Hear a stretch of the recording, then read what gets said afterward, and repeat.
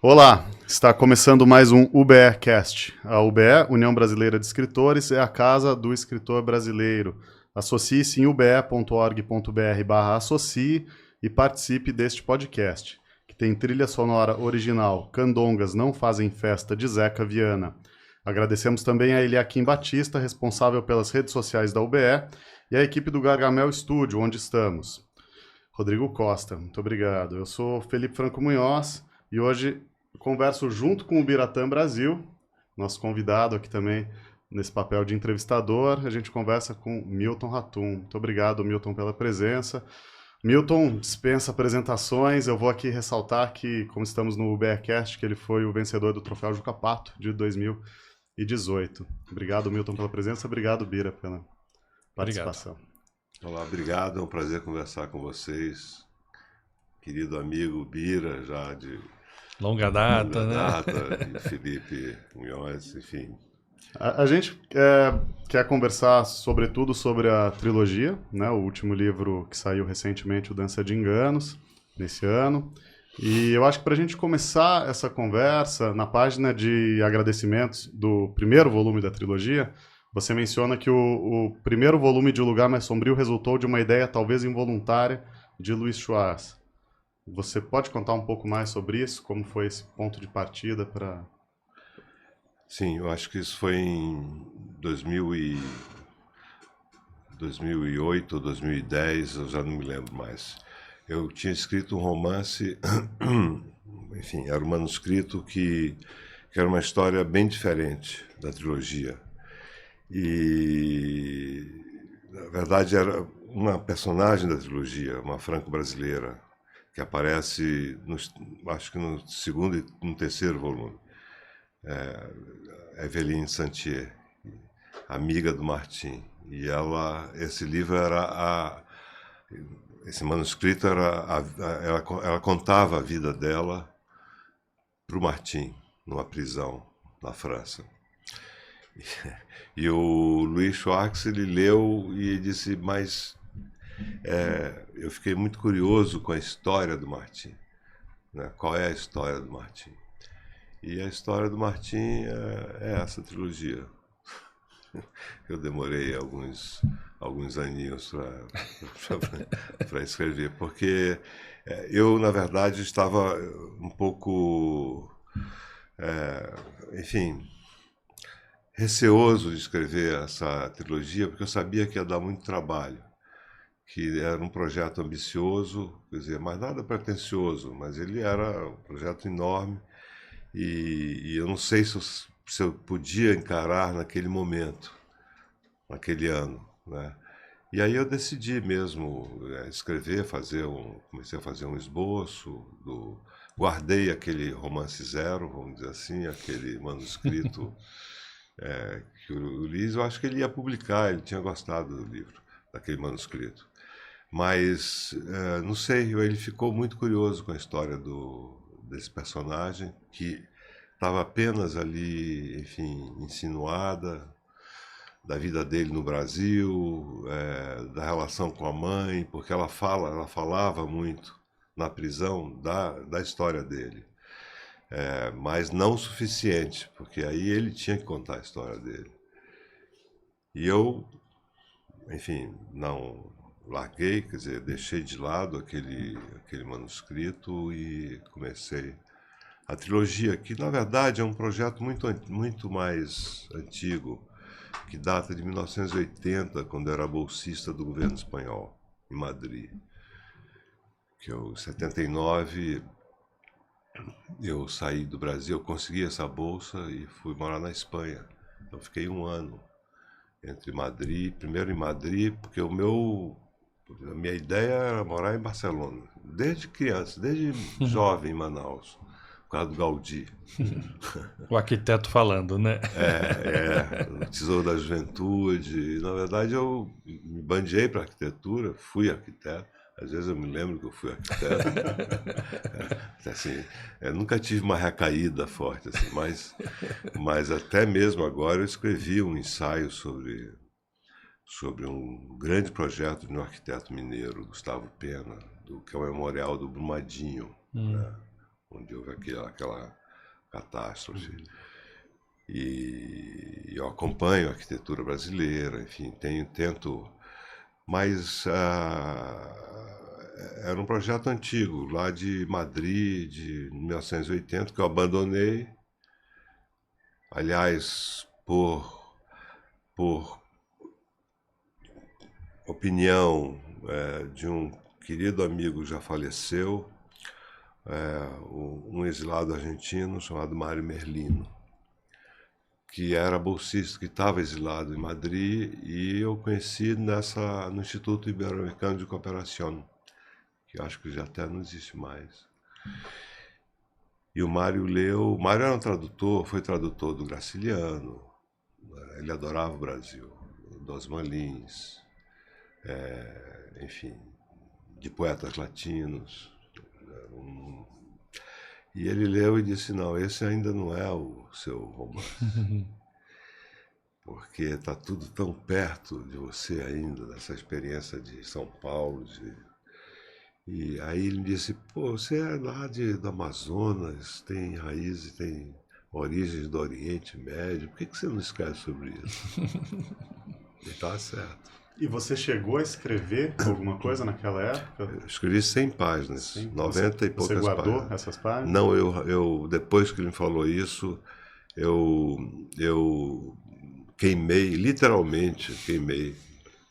Eu morava em Grácia, na Carrère de Montseny, ali perto da Praça do Diamante, aquele romance lindo da Mercê Rodoreda. E eu queimei aquilo, porque senão vai dar comichão, você vai querer publicar depois. Mas a ideia você não queimou, né? A ideia você não queimou. Porque e anos depois você voltou a ela, então. Porque era uma experiência de vida, né? E isso você não queima. Nunca. Isso é para sempre. Então eu fiquei com aquilo. Mas aí eu tive, porque como era isso, que resultou em 800 páginas, sei lá, eu passei por várias etapas, escrevi o Dois Irmãos, relato, Dois Irmãos. O Cinzas do Norte já é uma espécie de parente mais ou menos próximo da trilogia. Aí depois dos Cinzas eu ainda escrevi o Órfão do Eldorado, mas aí eu já percebi, quando eu terminei o Cinzas do Norte, que eu podia encarar essa... Mas como eu tinha essa ideia dessa minha amiga, foi minha amiga, na verdade, é muito inspirada numa querida amiga que depois faleceu, a Evelyn Santier. O nome dela é outro, claro. Mas aí eu disse, eu tenho essa dívida também para comigo mesmo, uma parte da minha geração. E às vezes a literatura é uma forma de vingança também, né? Porque aí, enfim, todo aquele horror que as pessoas, muita gente tenta negar hoje, mais do que, pior ainda, tenta exaltar, né? Tenta glorificar o horror que foi a ditadura no Brasil. O primeiro volume, 2017, você publicou. Já estava realmente muito quente essa história do que depois resultou, né, no que a gente viu, né, nas eleições seguintes. Mas esse tema político para você era tão urgente a ponto de você perceber que era o momento de escrever sobre ele também? Porque eu comecei bem antes, né, Bira? Quando eu publiquei A Noite da Espera, eu já tinha o conjunto todo. Tá. Você já tinha todos os livros escritos? Tinha tudo. Era um só, né? Era um só. Eu tinha nos meus cadernos, à mão, né? Um monte de cadernos. Eu tinha isso. Mas quando eu publiquei o primeiro, eu fui revisar. Quer dizer, eu passei a limpo. Eu passei pro computador. Eu sou do século passado, eu assumo isso, né? Sabe, papel ao maço, pautado. Eu também aqui, ó. Olha isso. Eu tô numa mistura, que eu tenho coisa impressa. Vocês têm também essas coisas anacrônicas. A gente imprime, Às vezes me dá vontade de mostrar uma máquina de datilografar, assim, a minha Smith Corona, eu escrevi o relato. Olha só. Mas eu passei até, eu fiz vamos dizer, a transcrição, ou eu digitei o manuscrito dos cadernos, e o que eu faço? Aí, quando eu imprimi e comecei a reler, eu já fiz várias alterações na Noite da Espera, no primeiro volume, que era um livro só, um livrão, que a gente achou melhor dividir em 3. Aí, na Ponte de Fuga, aí no auge do governo anterior, daquele desastre anterior, eu também fiz várias alterações. E para esse último, que demorou mais tempo ainda, aí eu repensei muitas coisas da história dela, da mãe. Então, inclusive, essa demora entre um volume e outro na publicação, tiveram alguns anos de intervalo, né? É porque você estava mexendo. Sim, só Apesar por isso. apesar de já estar pronto. E em algum momento Foi deu só por vontade de você mexer no que já tinha sido publicado? No primeiro? É. Não, porque aí sempre é melhor nem ler. Eu não leio nenhum. Nunca li meus romances. Porque se eu reler vai dar vontade o próprio relato de um certo Oriente, que hoje está tão distante, já faz 30 e tantos anos. Eu não posso reler nada, porque dá vontade mesmo, porque você é outro, né? Você é outro leitor, a vida, né, você assimilou outras experiências, mas o que eu busquei nesse último foi o máximo de concisão da frase mesmo, do ponto de vista do estilo. Primeiro que ele é diferente dos outros dois. Sim. É muito diferente como estrutura, como narradora. É uma mulher que está narrando, uma mãe que está narrando e que assimila, ela ouve histórias sobre o filho, né? Aquela coisa toda. Personagens que estavam apenas delineados nos outros volumes, agora eles reaparecem. A história do Lázaro, por exemplo, né? Enfim, do próprio filho e de outros, do Sérgio San, dos arquitetos, aluno de arquiteto. Quer dizer, reaparece agora para fechar, né, a trilogia. É que ficou um gap grande, né? A Noite de Espera de 17, Pontos de Fuga de 19. Isso. E agora em 25 25. é que fechamos a trilogia. Eu fico até, me sinto culpado que alguns leitores dizem, eu vou ter que ler os outros dois. Digo, não faça, pelo amor de Deus, não precisa. Como se fosse um sacrifício. Mas a gente sempre acha que as pessoas já não têm mais tempo para nada, né? Muito menos para a literatura. É verdade, a literatura está passando por essa... nunca houve um concorrente tão desleal quanto as redes sociais e o celular para a literatura, né? Que a televisão já foi primeiro o cinema, depois a televisão, que já, né, dispersou a concentração, desviou a concentração, a atenção.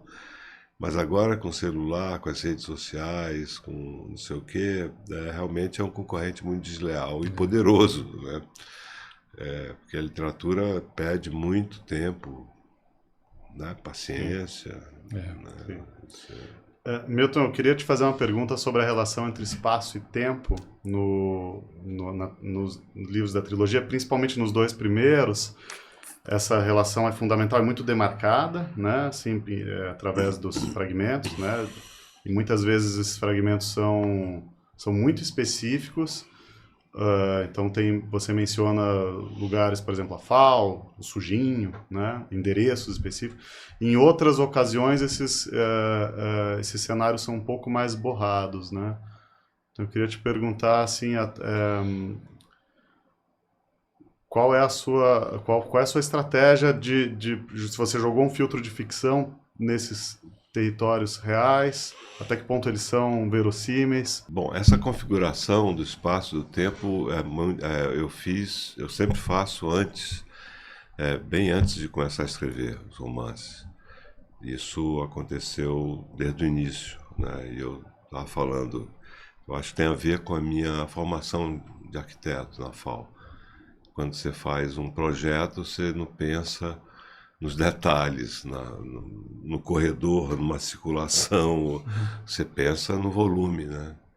E quando você faz o primeiro esboço, que seria a ideia daquilo que você quer escrever, né? Mas, como dizia Mallarmé, o problema é transformar a ideia em palavra.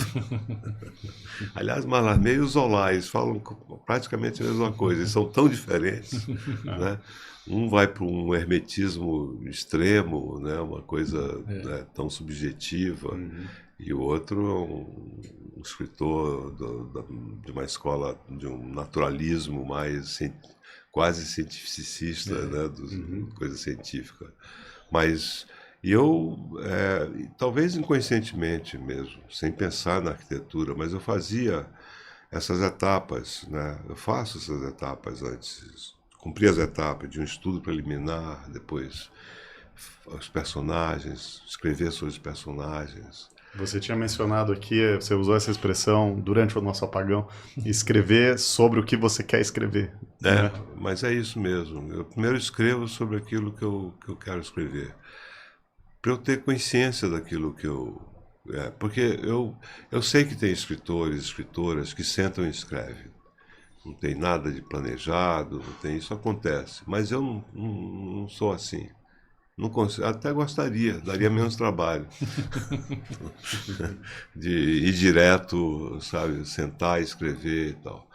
Mas nesse sentido eu sou talvez muito flaubertiano, que também fazia isso, detalhava as cenas, né, que ele queria escrever. Então eu fiz, é isso, o arquiteto ele faz, primeiro pensa num volume, destinado a uma função, pode ser qualquer um hospital, pode ser residencial, pode ser uma escola, mas ele tem que pensar no todo, no conjunto, né? E depois ele vai desenvolvendo isso até chegar ao projeto final com os detalhamentos. E isso, quer dizer, na literatura, você tem que pensar nessa relação do espaço com o tempo também, né? Quer dizer, tem um tempo interior da subjetividade das personagens, que está nas cartas, nos diários, enfim, na narrativa aí, ao longo da narrativa, mas tem também o tempo e o espaço, espaços simbólicos também, porque há coisas aí muita coisa inventada, mas vamos dizer, esse jogo temporal que deu muito trabalho, porque é um cavalo de batalha, né? Começar em 77, ele narrando em Paris, aí volta para 68, e aí vai, nesse zigue-zague do tempo, né? Com avanços e recuos. Isso dá um pouco de trabalho, né? Os personagens eu imagino que vem primeiro, mas já houve o caso de você primeiro ter definido o local da ação para aí os personagens entrarem? O que vem primeiro mesmo, Bira, na minha cabeça, é uma questão, é um conflito de um drama familiar, alguma coisa ligado à minha experiência de vida. Tudo que eu escrevi tem alguma relação com a minha vida e com as minhas leituras, né? Porque você pegar, por exemplo, a personagem Domingas, ela tem muito a ver com a leitura de um conto do Flaubert que eu li com 14 anos de idade. O Flaubert está muito presente na trilogia, né? E na minha vida, de leitor, né? Vamos dizer assim, desde a juventude. Esses acasos que acontecem, quer dizer, e a literatura, o romance é muito também, o acaso é um motivo literário forte, né? Por acaso, um personagem se encontra com outra personagem, aí surge uma história. Na vida também, às vezes é assim, né? Por acaso você conversa com alguém na rua, pede uma informação e 3 meses depois está apaixonado. Verdade. Porque a vida é mais complicada que a literatura, né? Só que a gente não consegue ver essa complicação a fundo. Mesmo com 20 anos de divã, é difícil você se aprofundar em tudo, né? E às vezes nem assim você conhece tudo, né? De todos os seus fantasmas, etc. Então, mas eu fui a Brasília, por exemplo, eu voltei a Brasília. Passei 30 anos sem a Brasília. Voltou como pesquisa. Voltei para pesquisar, já pensando não, pensando não, já em plena escrita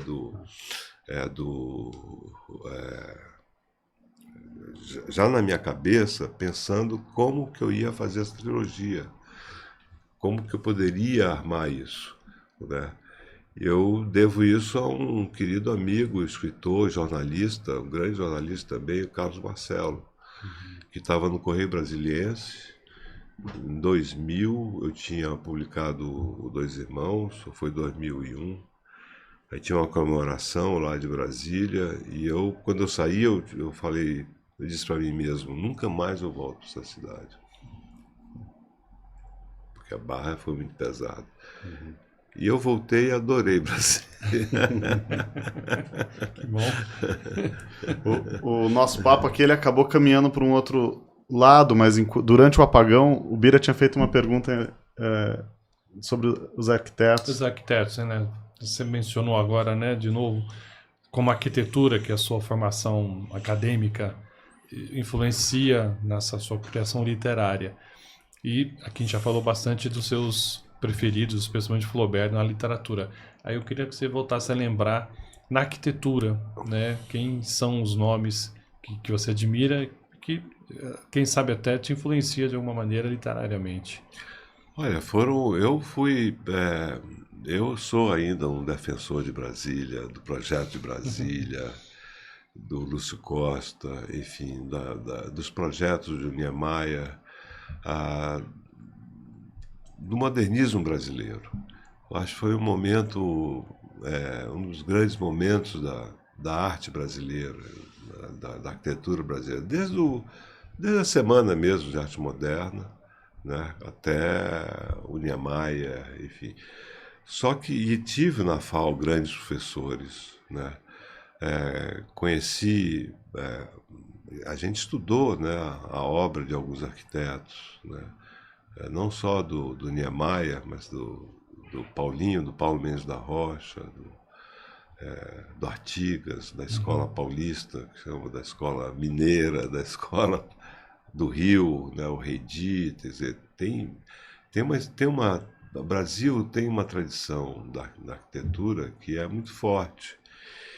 E isso foi interrompido, foi uma dos crimes da ditadura também. Quer dizer, o projeto de Brasília e o modernismo brasileiro, ele seria, vamos dizer, um exemplo do que poderia ser a arquitetura brasileira. E não esse horror que a gente está vendo, que se transformaram as cidades, esse horror que transformou as cidades, enfeiou as cidades brasileiras, todas. É incrível como as cidades brasileiras, a partir dos anos 80, 70, 80, foram, do ponto de vista histórico, do centro histórico, da memória urbana, as cidades foram desfiguradas. E os projetos dos construtores, mais do que os arquitetos, porque são os construtores que fazem os projetos, ou dão para um arquiteto meia-boca, ou para um desenhista, fazer um projeto que é um caixote. Isso está no romance. Aliás, a arquitetura é o Sérgio San, por exemplo, é uma personagem apaixonada pela arquitetura, apaixonada pelo patrimônio histórico, que quer preservar a memória urbana e defende Brasília, ao contrário do Ox, que tem uma crítica a Brasília e tal. Mas, enfim, é uma personagem com a qual eu me identifico um pouco, inclusive, do ponto de vista da visão dele de arquitetura. Então, quando você olha Brasília hoje, sabe, aqueles edifícios sobre pilotis, com aquele vazio embaixo, que te permite ver a paisagem, sabe? Prédios de 6 andares, com aquelas linhas muito precisas e definidas, e aquelas curvas do Niemeyer, né? Típicas, né? Típicas, que pode lembrar uma oca indígena ou barroco mineiro, entendeu? Aquela limpeza visual, e ver esses caixotes de vidro fumê, vidro fumê, sabe? Uma imitação barata, né? Medíocre da arquitetura de Miami. Miami é mais bonito, inclusive. Tem um Art Deco, pelo menos, ali, né? Tem, dos anos 20, 30. Então, cara, nós perdemos isso. Você vê a arquitetura brasileira hoje, é de um mau gosto. Quer dizer, faltou a essa visão dos construtores, porque são eles, os pequenos, os médios e os grandes, que enfeiaram o Brasil. De uma, vamos dizer, ganância absurda. Quer dizer, qual é vamos dizer, a justificativa para você, num país com essa dimensão, você querer erguer prédios de 80 andares, 50 andares, que vão fazer em Camboriú, por exemplo, ou aqui em São Paulo, na Zona Leste. Quer dizer, para que isso? Para que isso? Eu ia só usar um pouco a construção, né, mas passando para o lado literário. Uma curiosidade, como é escrever do ponto de vista feminino? Bom, isso é complicado, né? Porque mas eu comecei como uma narradora. Meu primeiro romance é uma mulher escrevendo. Bom, primeiro que nós somos filhos e temos um contato muito forte com todo filho tem, com a mãe. E a presença feminina na minha família sempre foi muito forte e decisiva. Os homens eram sempre sorumbáticos, calados e submissos. No relato tem aquela frase, uma muralha de mulheres, né? Isso. Então, bom, aí eu tive toda a minha infância e minha primeira juventude foi com esse contato muito forte, né? Por exemplo, quem decidiu que eu ia sair de Manaus com 15 anos e morar sozinho em Brasília não foi meu pai, foi minha mãe. A palavra final era sempre dela. E graças a ela eu pude sair. E depois tem as leituras, né, Bira? Tem as personagens femininas maravilhosas O próprio Flaubert com Madame Bovary, né? O Flaubert, mas o Tolstói também, com a Ana Karenina, tem dos grandes personagens dos romances russos, do romance francês, enfim, da própria Emma, né, da literatura inglesa. Agora, pegando um pouco de carona nisso, Milton, dessa narradora da parte final, né, do Lugar Mais Sombrio, tem muitos registros diferentes nas vozes dos vários personagens que aparecem dentro das cartas. Como foi a construção desses diferentes registros? Então, foi um trabalho, aí é um trabalho mesmo de linguagem, né, específico, de você ajustar a personagem à voz dela, porque ela é aquilo também ela é o que ela fala, né? Ela é o que ela diz, como ela diz, né? Então, tudo isso são questões técnicas, né, do interior do romance, né, que você para você também não tentar separar aquele narrador ou narradora culta do personagem que fala diferente. Então, vamos dizer que a fala de cada um tem a ver também com a sua personalidade, com o seu modo de ser. aquilo que os ingleses chamam de uma ótima definição para personagem, que é character, Character. que é o caráter, isso É. é na pinta, né? Na mosca, né? Quer dizer, é o que ele é. É. E o que ele e no que ele se transforma, né? Porque às vezes ele não é só uma coisa, né? Ele vai mudando muitas vezes, né? Geralmente o que é o mesmo sempre é o mais caricatural, né? Né? Então, essa coisa da fala é importante, porque, como eu disse, se você prestar atenção, o nortista, ele não falseia a voz dele de amazonense. Ele usa o tu o tempo todo. E é uma coisa mais, ele é mais prosaico, é mais direto, né? Usa também palavrão, quer dizer, o Julião também tem uma dicção dele. Então, esse foi um trabalho para que você vai afinando também essas vozes, de acordo com com o que você quer, né? E, bom, e aí faz parte, né? Faz parte do trabalho com a linguagem, né? Faz parte do trabalho com a linguagem, né? Você vê o grande exemplo, o maior exemplo da nossa literatura, eu acho que é o Grande Sertão Veredas, né?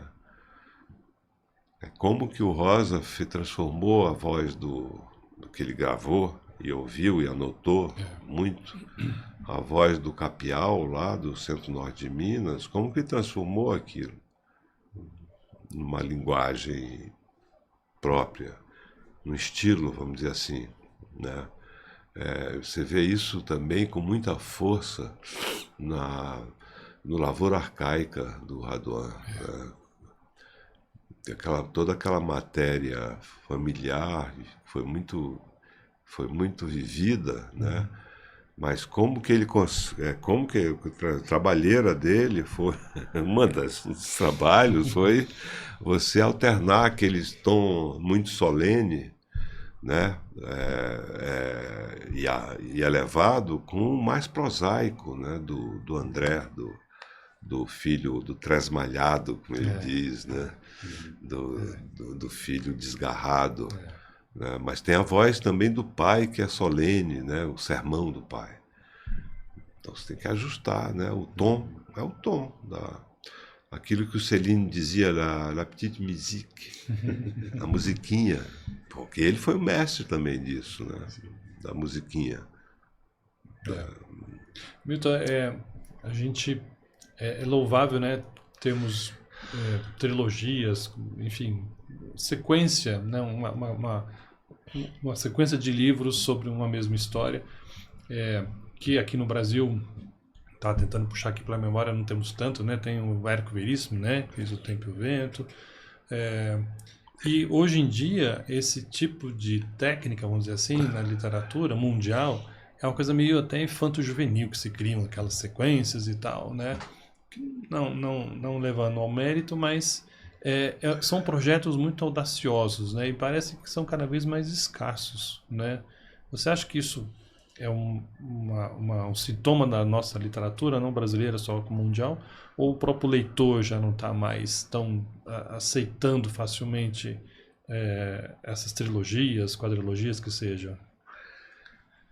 Hoje eu acho que sim, eu acho que é mais difícil você hoje ler um livro porque era um volume só, como eu disse, né?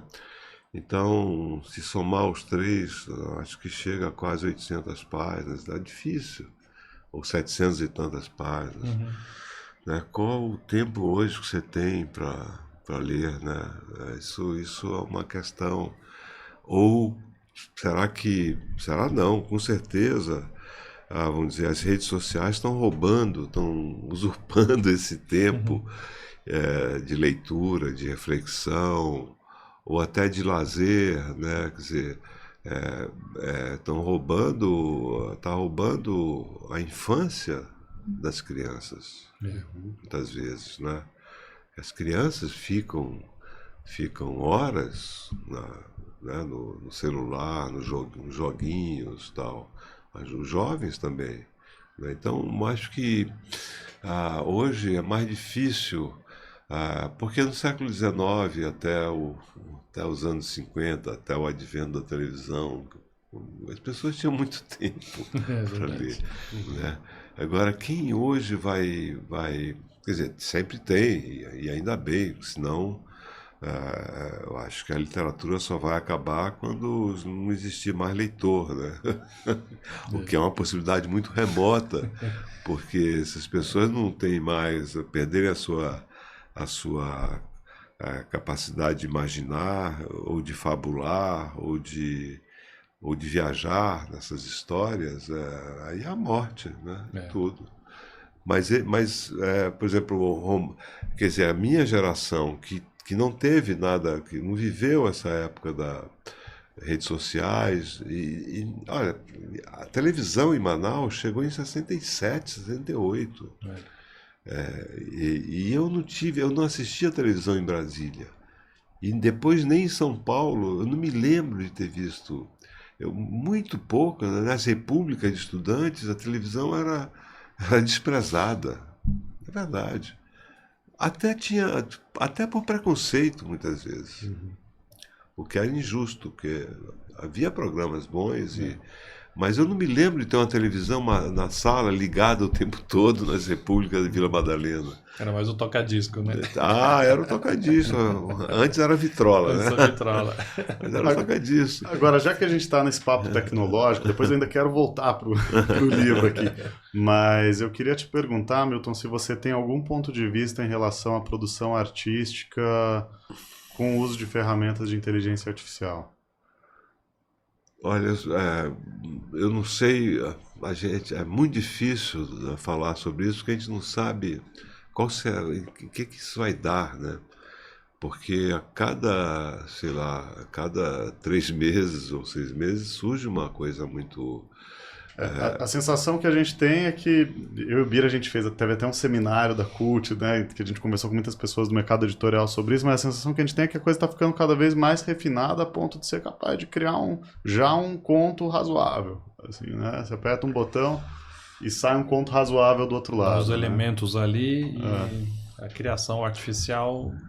O criador artificial acaba fazendo o trabalho. Mas será que... eu acho que para isso vai servir. Já serve. Para o razoável e para o mediano, para o medíocre, serve. Agora, eu quero ver escrever um conto como Amor, da Clarice Lispector. Ou então... Que não seja uma baboseira, né? Pois eu quero ver escrever um conto como Pai contra Mãe, do Machado de Assis. Ou então um conto como A Rose for Emily, do Faulkner. Uma Rosa para Emily, que é uma maravilha. Então, eu acho que a literatura depende, contemporânea, mas já desde sempre, depende muito da subjetividade. Dos sonhos, dos pesadelos, de um inconsciente muito, muito, enfim, forte. Né? E o surrealismo foi uma das grandes provas disso. Depois o Joyce, enfim, Clarice, para onde você olhar tem essa... Será que a inteligência artificial vai trabalhar com tudo isso como nós humanos trabalhamos nos nossos pesadelos e sonhos? Eu acho difícil. Eu não diria impossível, porque já nada é impossível, né? Tudo está no horizonte do provável, vamos dizer assim, com essas novas tecnologias. Não, e por enquanto realmente está fazendo caixotes de vidro fumê. Eu acho. Boa. Ótimo. Agora, gostei da cor. Eu queria... Você comentou, Milton, que tem um envolvimento no seu livro com a sua matéria do pessoal, né? E tinha uma das frases que eu tinha destacado aqui do Pontos de Fuga, eu, muito mais que Eveline, falei do passado, como se quisesse traduzir coisas difíceis, mas o passado é quase intraduzível, melhor sonhá-lo ou inventá-lo. Então também imagino que tem uma grande carga aí de invenção. E uma outra pergunta que eu queria te fazer, anexada a essa de alguma maneira, se você tinha bilhetes, cartas reais que você acabou retrabalhando, usando aqui dessa época, né? Não, tem. Sim, porque eu pedi aos amigos e às amigas da minha geração, os sobreviventes, que abrissem um baú e me prestassem cartas, diários, bilhete, tudo. E olha, foi uma loucura. Que eu tinha de coisa. O que meus amigos e amigas, e uma delas foi muito, muito torturada. Posso falar porque ela já falou, a Tuna Dweck, uma atriz maravilhosa, Sim. querida amiga. O próprio meu companheiro de aventuras saiu de Manaus comigo, Aurélio Miquiles também, que é um documentarista importante, cineasta. E outros, né? E outras amigas que me contaram coisas, escreveram também. E eu sabia que eu não ia usar nada diretamente, eu não queria também, porque aí vem a ficção, você tem que transformar aquilo. E de muita coisa que eu li e pesquisei e tal, eu às vezes usava uma frase, ou duas frases, ou uma ideia. Né? Por exemplo, tem muito da viagem do nortista para o Chile, que está no segundo volume, né? Aquela viagem para Santiago, quando ele leva a foto no bolso, né? Eu tenho ali, aí no fim ele diz, no terceiro volume ele diz, eu andava com o seu rosto no bolso. Bonito. Da mãe, né? Porque o Martim dá para ele é um pirado, ele tá louco, né? Ele diz, não, minha mãe pode estar em Santiago ou em Londres, né? E ele andava com a foto da mãe. Então, esses cadernos de viagem dos meus amigos foram muito importantes porque excitaram a imaginação também, né? Porque a imaginação tem muito a ver com a tua vida também, né? Ela não é uma coisa completamente deslocada, né? Você sonha com alguém também, né? Às vezes você sonha com alguém que você já viu, já conheceu, já leu, já ouviu falar, né? Hoje mesmo, essa noite, eu acordei um susto horroroso. Eu tive um sonho e conhecia com uma pessoa que eu conhecia e estava longe daqui, mas é esse lado meio vamos dizer assim, quando a vida entra na ficção, lances da vida entram na ficção, e quando entram já são tão transformados que já não são mais a tua vida, já são ficção. Né? Já são ficção. Mas tem uma coisa que eu nunca larguei, que é essa mania da verossimilhança. Que muitos autores não se importam com isso e fazem bem. Mas eu sempre tive essa, vamos dizer, quando há uma certa referência a uma igreja, por exemplo, de Montserrat, em Santos, ou a igreja de Santana. Santana, na verdade, é fictícia. É inspirada na Chapada, que é uma cidade perto de Ouro Preto, que é uma vila, um vilarejo lindo, né? Tem a Serra do Trovão, tem duas serras, né? Você vê Lavras Novas lá de cima, né? Então tem onde a mãe sobe, né? Ela vai até o topo para pensar que ela deixou, ela já está, ela não ama mais o cara, o pintor. Né? E tem aquela cena que a natureza, o pássaro que sai, e quando ela desce, ela se encanta por um outro homem, por um negro. Então tem essa, vamos dizer, essa presença da tua vivência, né? Que com o tempo se transforma em algo meio nebuloso, né? Da imaginação também. dessa memória, que é um livro também sobre a memória, né? A memória que escolhe o que ela quer lembrar. Tem essa, inclusive o final do Pontos de Fuga tem uma questão assim, né? Agora não vou lembrar de cabeça, mas eu tinha notado aqui que eu queria te perguntar se o autor escolheu esquecer certos elementos ou situações. É aquela que ele fala, ele termina com uma pergunta, né? A memória só faz sentido com esquecimento. Isso. Que é Borges, né? Isso é uma citação do Borges, no poema do Borges, né? Que a mãe retoma. Ela faz essa pergunta, quando ela lê e descobre depois, não vou falar tudo para o leitor também, ela descobre aquela coisa que tem depois, ela volta com essa pergunta. E ela começa também, ela se lembra de coisas que ela julgava ter esquecido. Porque é muito... O Freud foi mesmo genial, né? Não adianta. Impressionante, né? Ele foi mesmo genial. Explica muita coisa, né? E foi grande escritor e um intérprete, leitor, né?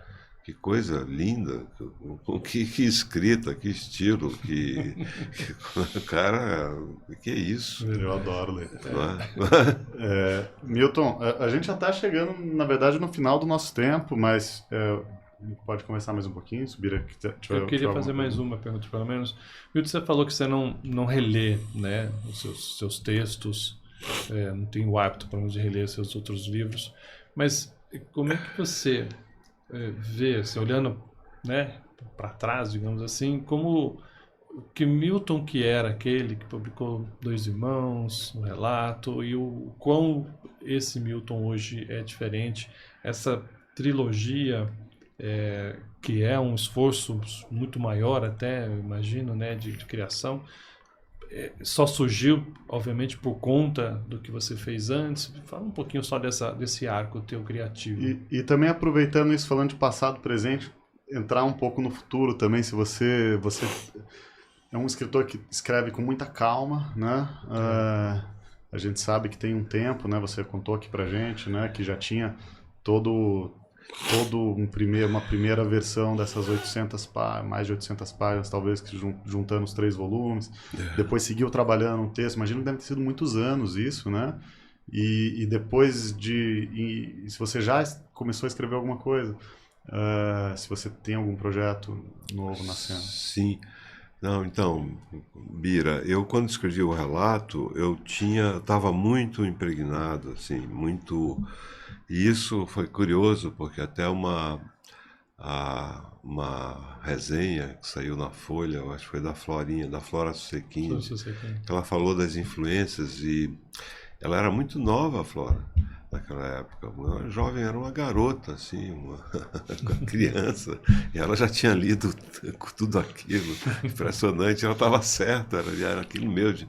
Eu tinha lido Onete, Virginia Woolf, o Faulkner, a coisa do Graciliano, eu estava muito impregnado, Proust, né, por esses escritores, e estava morando na França, entre a Espanha e a França, depois passei muito tempo na França, e eu acho que do ponto de vista formal, assim, é o meu livro talvez mais difícil, o Relato do Certo Oriente, porque são vozes ali que vão se alternando e o leitor não sabe quem é que está narrando. Quer dizer, sabe se ele prestar muita atenção, né? Quer dizer, com o celular do lado, não vai saber. Tem que largar, desligar o celular e reler aquilo. Então eu tinha muita, vamos dizer, tinha uma coisa técnica também, de montagem daquele romance, que enfim, que me interessava mesmo, da forma mesmo, né, da estrutura. Depois, Dois Irmãos é muito diferente do relato, e ele já tem uma construção mais clássica do romance. Não é? Então, e eu não sei se isso é um amadurecimento, mas eu nunca quis escrever um livro de vanguarda. Nunca. E talvez nem pudesse, nem possa. Porque você tem uma capacidade, ou um talento, ou uma vocação para certas coisas, né? E não para outras, né? Então, há escritores que investiram nisso, né? Na linguagem, vamos dizer, o Joyce foi um, né? O que ele escreveu depois do Ulisses? Um romance ilegível, que só os tradutores leram. Quem que leu Finnegan's Wake? Né? Vocês leram? Não li. Não, ninguém leu. Não conheço ninguém que tenha lido, só o tradutor. O próprio tradutor. Conheci o tradutor francês, mas só ele, nenhum amigo francês leu Finnegan's Wake. O que o Rosa iria escrever depois do Grande Sertão? O que o Raduan iria escrever depois do Lavoura? Não escreveu. E ele me disse, Milton, a fonte secou. Foi tão forte aquilo, com a linguagem, com aquilo. Bom, eu nunca tive essa ambição, essa pretensão, né? Podia até escrever um romance experimental. A gente, às vezes, vai e escreve, mas não é o que eu quero também. Então, quando eu cheguei, vamos dizer que, para mim, Os Cinzas do Norte foi o meu livro que, vamos dizer que, central do meu trabalho, que ali eu percebi o que eu poderia fazer além dele, né? Ou a partir dele, né? E foi o que eu fiz sabendo que não teria os leitores, tantos leitores como eu tive ou tenho com Dois Irmãos, mas também não ia saber, eu achava que que ia ser um fracasso. A gente sempre acha que vai ser um fracasso, é verdade, né? Mas eu sei que já é uma trilogia, são livros mais difíceis, você pegar 3 livros para ler. Quem sabe se a editora publicar um só, né? Um volume só, né? Talvez tenha... Mas eu tenho boas, enfim, já há um público leitor dessa trilogia, né? Considerável, para minha surpresa, inclusive. Né? Eu esperava que não ia ser reimpresso, que não ia ser... Mas foi. Várias vezes. O primeiro, segundo volume, já tem um...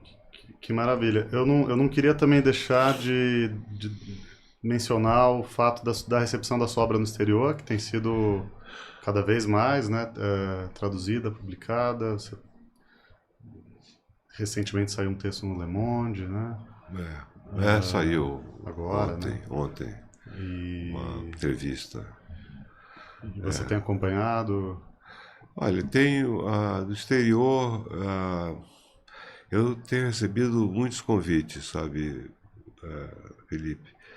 Vai me dar uma preguiça. Eu não fui para a China, recebi vários convites para ir para a China, para o Japão. E eu já viajei muito, eu morei em 7 cidades.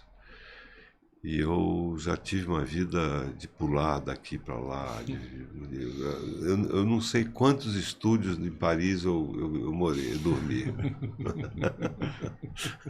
Isso vai cansando também. Se eu chego a essa idade, digo, pô, vou para a China. O que eu vou fazer? O que eu vou fazer na China? Né? Vou falar dos meus livros, mas eu posso falar aqui virtualmente, né? É mais fácil. Falo para a China, como eu dei entrevista quando saiu Dois Irmãos lá.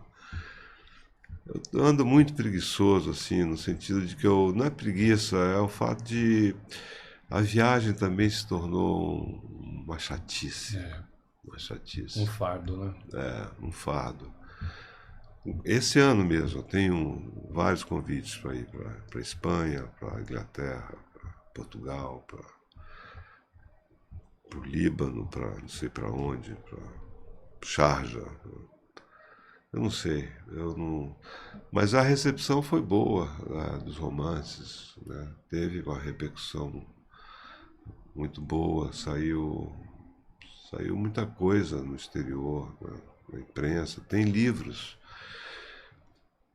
publicados na França, na Alemanha, aliás tem uma tese que foi de uma professora de Rennes, da Mireille Garcia, sobre a minha obra, que foi publicada pela Presse Universitaire de Rennes e ganhou o Prêmio das Américas, a tese dela, o doutorado. Legal. Isso foi um livro que saiu na França e tem agora várias coisas que estão saindo no Brasil, livros inclusive. Eu até ia trazer um sobre, que é um estudo comparativo muito bonito entre o relato de Certo Oriente e o Lavoura Arcaica, de uma professora da Federal Fluminense, a Francine Jagelski. Tem coisas que estão saindo, mas, enfim, eu tive essa sorte, né, de, não sei que palavra usar, mas, ou de ter caído nas graças de muitos professores e professoras de universidades daqui e do exterior. E eu acho que a leitura também acadêmica, ela é uma leitura muito...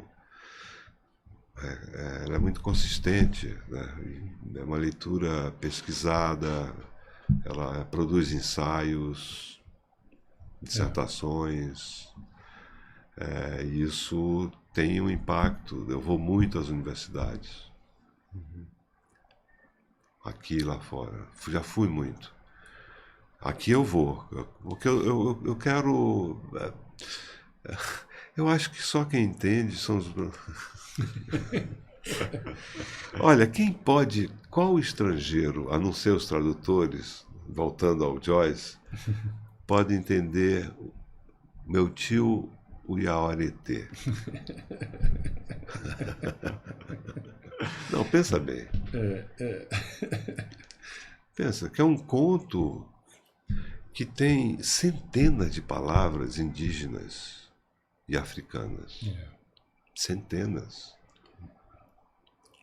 Então, nós, de alguma maneira, nós já lemos Macunaíma, as palavras indígenas estão na nossa cabeça, e africanas. Quando a gente fala fulano, né, a gente está falando uma palavra de origem árabe, né? O almofado, a alfândega, não sei o quê.